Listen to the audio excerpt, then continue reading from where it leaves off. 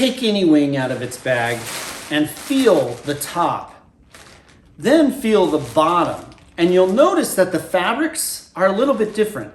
The top layer is thicker and the bottom layer, well, not only is it thinner and lighter, but it feels most of the time like it's impregnated with the silicone. If you reach inside the cell, you'll feel that the ribs are thicker yet and a lot stiffer. The scrims you'll see are not even made of nylon. They're a different material altogether. I was in the market for 2 new wings and I knew what size and types of wings I wanted, but I wasn't sure the exact fabric that I needed. I had read all the manuals and I knew exactly what fabrics the different wing manufacturers were using for different wings, but that didn't tell me the whole story. I needed more answers. So I reached out to one of the oldest and most progressive wing manufacturers around, Apco Aviation out of Israel. And their CEO, Jonathan Cohn, got back to me and he did an interview. And he allowed me to ask all kinds of questions about fabrics and when they're used. I learned a ton and I thought I would share that interview with you. So without further ado, here is my interview with Jonathan Cohn from Apco Aviation. I want to thank you so much for allowing me to interview you. This is a huge opportunity for me, and I greatly appreciate it. So as you know, I'm making video about fabrics and how those fabrics are used in paragliders. And so I'd like to ask you a couple questions about fabrics, and then maybe if we have time at the end, ask you some questions just about yourself and how you got into paragliding. So what point in the process do you decide when to choose a fabric? Do you like, let's say you're designing a new wing. At what point do you say, okay, now we need to choose what fabric we're going to use? The decision regarding fabrics is part of the design process of the wing. When overviewing the wing parameters and the aerodynamic characteristics, that's the point where we consider which fabrics we want to use. The fabric composition will be set before producing the first prototype. So, oh, really? Okay. That's the point. Yeah, that's the point of choice. So, does the fabric limitations ever limit you in the design of the wing? In other words, well, we can't design the wing like that because the fabric wouldn't allow for it. Yes, definitely. Especially in terms of strength on the ribs. We would like to, remove more material or use lighter material, but the strength needed, especially on more load-bearing applications, the fabric is a limitation in terms of strength. Interesting. So, so I guess my next question would be, does the cost of the fabric affect the choice of the fabric that you're going to use? So in a way, I guess it would with the more exotic fabrics. Yes, definitely. Usually lighter fabrics are more expensive from the manufacturer, and their durability is in normal use less durable in terms of porosity and number of hours you can extract out of the fabric. And depending on the type of wing that we're going ahead with, if it's a beginner wing that has to be very robust, we will not opt to put very light fabrics on all areas because it will make the glider more expensive and less durable. Other projects like a hybrid wing, that's the place to use lighter materials, and there's advantages to that as well. Do you, as a paraglider manufacturer, do you have any input as the types of fabrics that like Porcher or Domenico make? I mean, do you have any input with the fabric manufacturers? Yes, fabric manufacturers are dependent on the feedback that manufacturers like Apco give them. They have no way to real-life test their product unless they get the feedback from us, and like we give them the feedback, other manufacturers give them the same. And this continuous feedback over the years results in slow but steady improvements in the fabric. Are certain fabrics harder or easier to use, or are they pretty much the same, or are they very different? In terms of stitching, ease of stitching, the more rigid materials are usually easier to work with. There's more. They're closer to paper. They're more rigid. They have less tendency to contract, and they're easier to work with. The lighter the fabrics and the softer they are, the harder it is in production. But the skilled manpower can manage with anything that we throw at them. So some fabrics have a different weft than they have a warp, right? So like Skytex 27 will have like a 30 weft and a 20 warp. So when you're using fabrics like that, do you have to be careful about the alignment, like to the span versus the cord with the fabric? That's a very good question. And yes, it's not only many fabrics have different strength properties on the weft and on the warp. Okay, it can be also that the number of threads on the warp is different than the number of threads on the weft, not only the type of thread. We were talking about 20 versus 30. This is the filament size or weight.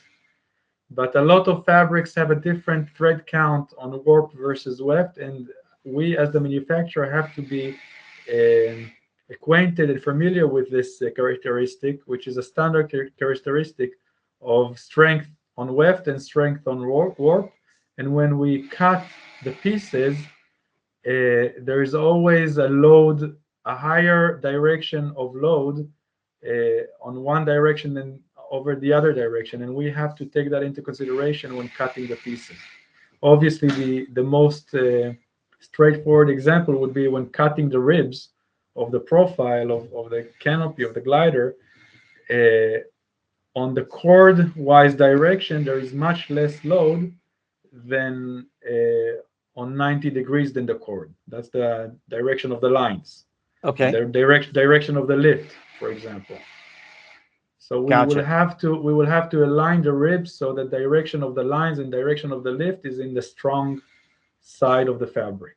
So is it more critical to get the correct fabric on the top of the wing, on the bottom wing, or the ribs? Which is the most critical to get the right fabric, or is it all pretty much critical?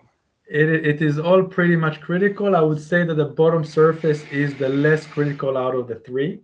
Okay. But ribs and top surface are both very critical. Top surface is durability and let's say overall cleanness of the surface of the stitching and the production.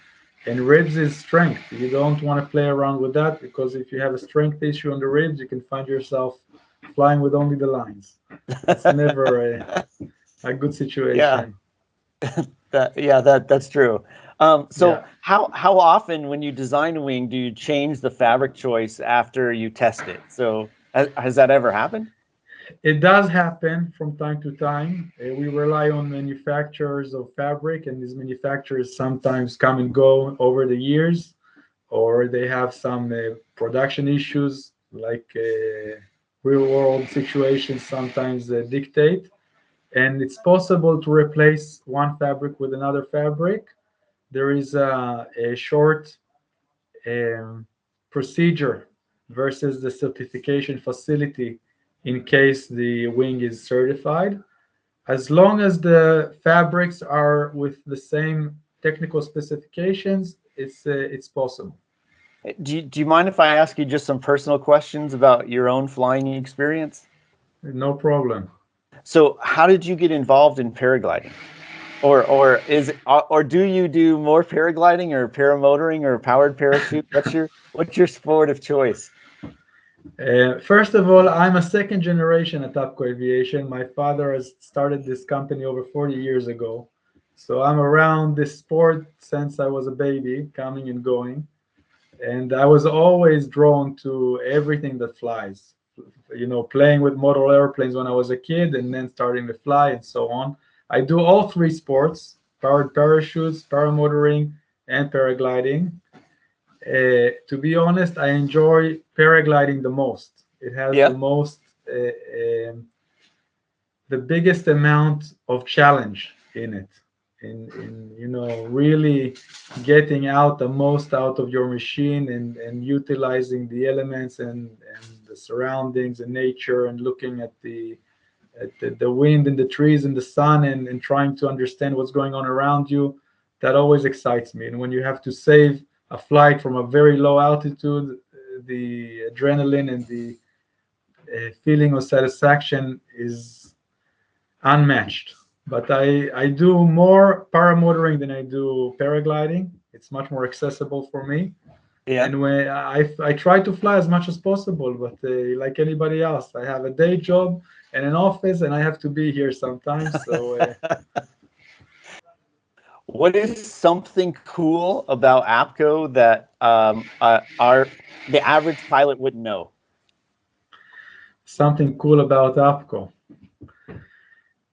To be honest, I'm not 99%. I'm 99% sure that what I'm saying now is true, but I would say that APCO is the oldest, most veteran company in the paragliding, paramotoring scene in the world.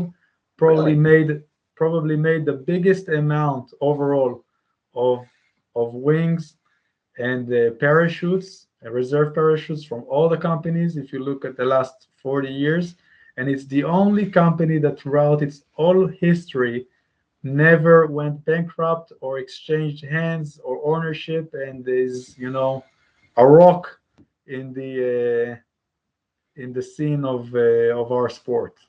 So this is a very big pride. There were higher peaks and lower lows in the history, but we're always here, and we're always bringing some progress and some innovation, and we had a big success over the last 40 years, 45 actually.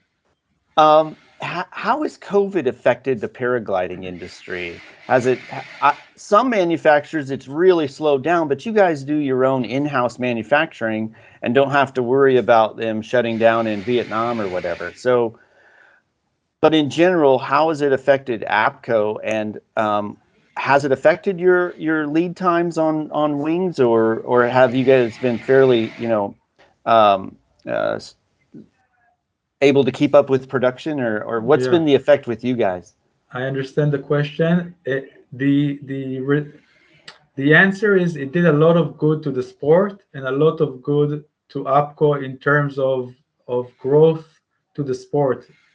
Paragliding and paramotoring has experienced worldwide a growth spree after the first effects of COVID. So a lot of people were looking for new things to do that are outdoors, that are individual, not in groups. People stopped going abroad and stopped traveling with their families, and they had suddenly free time and usually also money. So the sport has experienced a big leap forward in terms of demand. APCO has a company, the lead times did not drastically change, but the demand for products has hiked 200 to 300%. Wow. So yeah, so the hike in demand resulted in longer lead times. That's the reality we had to face. We are completely independent in terms of production. We have big stocks of fabrics all the time in raw materials. We have our own production, our own employees, our own the whole process is 100% in-house. So we have independence. We're not, as you say, dependent on subcontractors in the Far East. And Israel, as a Western country, was one of the first to vaccinate everybody, and we were working as normal. But to increase capacity on a factory level across all departments is a very time-consuming process. You cannot decide today that tomorrow you want to increase capacity 200% and do it. You have to get new people, train these people, get them to a level that what they do is up to expected, and that it can go into the main product. And this is we're doing this for the last year, and growing the capacity, but still our delivery delays have been longer and longer because of increased demand. in some ways, wings are being held back by the technology of the fabric, right? In some ways, yes. Okay.